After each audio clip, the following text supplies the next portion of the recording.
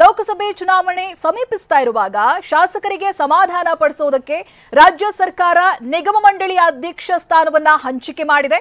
ಒಟ್ಟಲ್ಲಿ 35 ಶಾಸಕರಿಗೆ ನಿಗಮ ಮಂಡಳಿಗಳ ಅಧ್ಯಕ್ಷರಾಗಿ ನೇಮಕವನ್ನ ಮಾಡಿ ಆದೇಶವನ್ನ ಹೊರಡಿಸಿದೆ.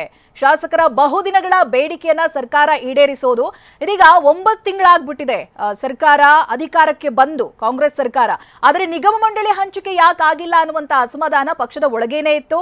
ಸಾಕಷ್ಟು ಜನ, ನಾವೇನಿಲ್ಲಿ ಪಟ್ಟಿಯನ್ನ ತೋರಿಸ್ತಾ ಇದೀವಲ್ಲ, ಹಂಪನಗೌಡ ಬಾದರ್ಲಿ, ಅಪ್ಪಾಜಿ CS ನಾಡಗೌಡ, ರಾಜು ಕಾಗೆ, ಇದರಲ್ಲಿ ಬಹಳಷ್ಟು ಜನ ಸಚಿವ ಸ್ಥಾನದ ಆಕಾಂಕ್ಷಿಗಳಾಗಿದ್ದವರು ಸರ್ಕಾರ ಅಧಿಕಾರಕ್ಕೆ ಬಂದಾಗ.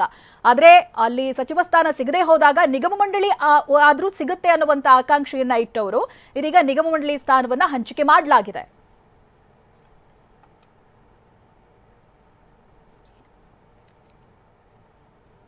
ನೋಡ್ತಾ ಇದ್ದೀರಲ್ಲ, ಆ ಲಿಸ್ಟ್ ಅನ್ನು ನಾವು ತೋರಿಸ್ತಾ ಇದ್ದೀವಿ. BG ಗೋವಿಂದಪ್ಪ ಆಹಾರ ನಾಗರಿಕ ಸರಬರಾಜು ನಿಗಮ, ಹಾಗೆ SC ಬಾಲಕೃಷ್ಣ, GS ಪಾಟೀಲ್ ಖನಿಜಾಭಿವೃದ್ಧಿ ನಿಗಮ ನಿಯಮಿತ, ಒಬ್ಬೊಬ್ಬರಿಗೆ ಒಂದೊಂದು ಸ್ಥಾನ ಅಧಿಕಾರವನ್ನ ಹಂಚಿಕೆ ಮಾಡಿದ್ದಾರೆ.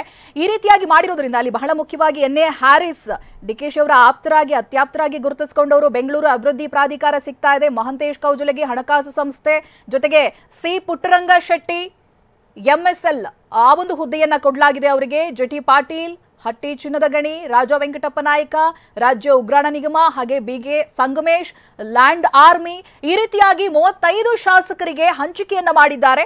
ಅಲ್ಲಿ KM ಶಿವಲಿಂಗೇಗೌಡರು ಕರ್ನಾಟಕ ಗೃಹ ಮಂಡಳಿಯ ಒಂದು ಜವಾಬ್ದಾರಿಯನ್ನು ಅವರಿಗೆ ವಹಿಸಲಾಗಿದೆ. ಅಬ್ಬಯ್ಯ ಪ್ರಸಾದ್ ಕೊಳಚೆ ಅಭಿವೃದ್ಧಿ ಮಂಡಳಿ, ಹಾಗೆ ಬೇಳೂರು ಗೋಪಾಲಕೃಷ್ಣ ಅರಣ್ಯ ಕೈಗಾರಿಕಾ ಇಲಾಖೆ, SN ನಾರಾಯಣಸ್ವಾಮಿ KUDIC FC, ನಾವು ಹೇಳಿದ್ವಲ್ಲ ಇವರು ಕೂಡ ಸಚಿವ ಸ್ಥಾನ ಆಕಾಂಕ್ಷಿಯೇ. PM ನರೇಂದ್ರ ಸ್ವಾಮಿ, T ರಘುಮೂರ್ತಿ, ಇವರಿಗೂ ಕೂಡ ಒಂದೊಂದು ಜವಾಬ್ದಾರಿಯನ್ನು ನಿಗಮ ಮಂಡಳಿಯಲ್ಲಿ ವಹಿಸಲಾಗಿದೆ.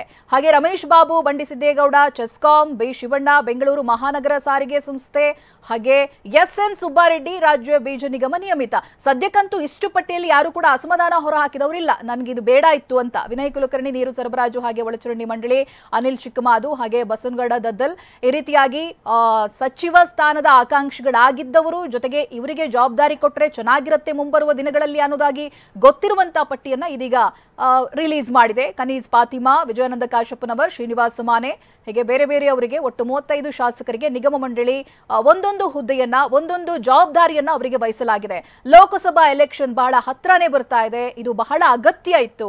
TD ರಾಜೇಗೌಡ, M ರೂಪಕಲಾ, ಸತೀಶ್ ಸೈಲ್, ನೋಡಿ ರೂಪಕಲಾ ಅವರು ಕೂಡ 2 ಬಾರಿ ಗೆದ್ದು ಬಂದವರು, TD ರಾಜೇಗೌಡ ಅವರು, ಸತೀಶ್ ಸೈಲ್ ಅವರು, ಇವರೆಲ್ಲರೂ ಕೂಡ ಒಂದೊಂದು ಜವಾಬ್ದಾರಿಯನ್ನ ಇವರಿಗೆ ಕೊಡೋದ್ರ ಮೂಲಕವಾಗಿ ಅಸಮಾಧಾನವನ್ನ ತಣಿಸುವಲ್ಲಿ ಒಂದು ಕಡೆಯಲ್ಲಿ ಕಾಂಗ್ರೆಸ್ ಸಫಲ ಆಗಿದೆ ಅಂತ ಶರತ್ ಬಚ್ಚೇಗೌಡ, JN ಗಣೇಶ್, ಹಾಗೆ M ರೂಪಕಲಾ ಅಲ್ಲಿ ಇಬ್ಬರಿಗೆ ಸ್ಥಾನವನ್ನು ಕೊಟ್ಟಾಗ ಆಗುತ್ತೆ. ಕೋಲಾರದಲ್ಲಿ ಪ್ರಾಂತ್ಯವಾರು ಲೆಕ್ಕಾಚಾರಗಳು ಕೂಡ ಇದ್ದಾಗಿದೆ ಈ ಒಂದು ನಿಗಮ ಮಂಡಳಿ ಸ್ಥಾನ ಹಂಚಿಕೆಯನ್ನು ನಾವು ನೋಡ್ತಾ ಇದ್ರೆ.